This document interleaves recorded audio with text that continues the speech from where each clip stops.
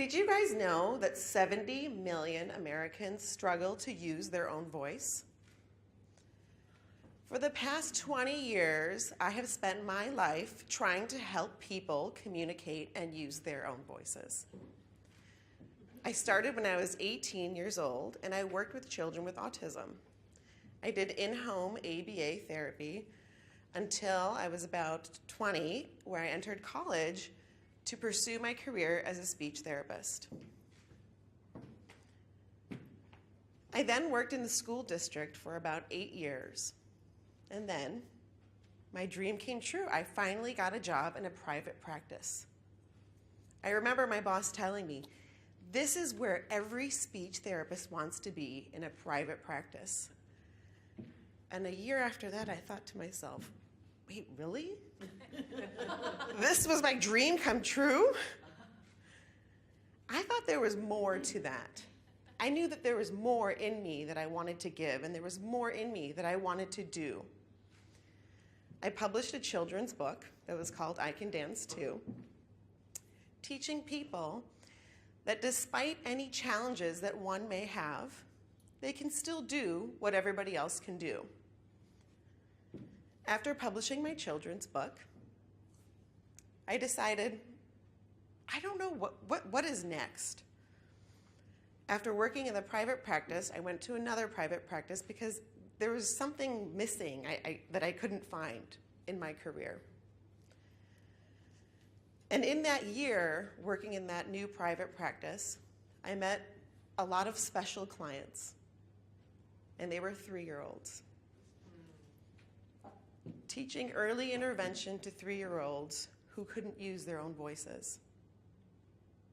And I found it. I found what I am truly good at, what my passion is, and it is helping children from the time they are starting to communicate to help them have confidence and be able to express themselves. But I thought to myself, well, if I'm supposed to be doing only speech therapy, I'm surrounded by all these therapists. Why is it that a child can only receive speech therapy and I'm only supposed to be doing speech when there's so many other missing pieces to the puzzle? And when I finally realized that by working with occupational therapists, physical therapists, behavioral therapists, I was able to take pieces from each part of the therapies to create my own way of doing therapy.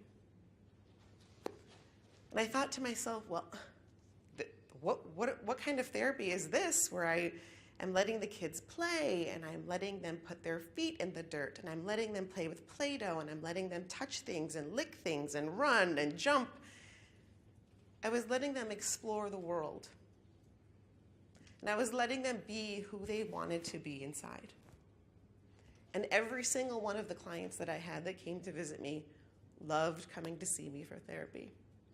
And it just put a smile on my face every time because their emotions showed me that I was doing exactly what I needed to do with them. From that point, I met an amazing team of people, the Awakening Giants, who helped me show me that I can do whatever I put myself to also. So I decided that I was going to start my own business called Connecting Kids.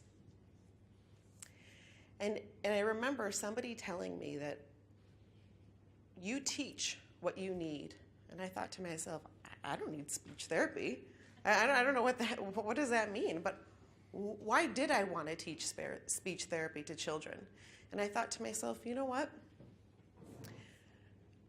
I remember being a child also and having difficulty expressing myself, even though I had a voice. I had a difficult time expressing myself, telling people what I needed and what I wanted. And I even remember a story of when I was in 2nd grade, when I was on the monkey bars and I fell off and I broke my arm. I know most children who break their arms and are in pain would go to a parent or an adult or tell somebody what happened. But I ran away and I hid. Instead of asking for help or telling an adult, expressing what happened. I hid because I was scared at what my mom would say. I was scared at what the outcome would be because I was afraid to express myself. The end of that story is that my mom ended up finding me on the porch where nobody was with my arm that was broken and took me to the hospital, and we talked about, you have to go to an adult when these things happen. But you know what? It still didn't matter, because even though she told me and encouraged me to express myself, there still was a disconnect. And as the years passed, working with the children, I see myself in those kids every single time I work with them. What is it that I needed when I was younger that wasn't provided for me to help me express myself? Why couldn't I express myself? I had a voice, but I wasn't using it. That is why I understand why I'm teaching what I need. And I always remember when I look into the children's eyes that what they need is somebody to look at them, to listen to them, and to be present for every single second of that session, to be heard and to be seen, and to allow them to be who they are. And that's why I have so much success with the children that I work with. And I love every second of my job. Thank you so much.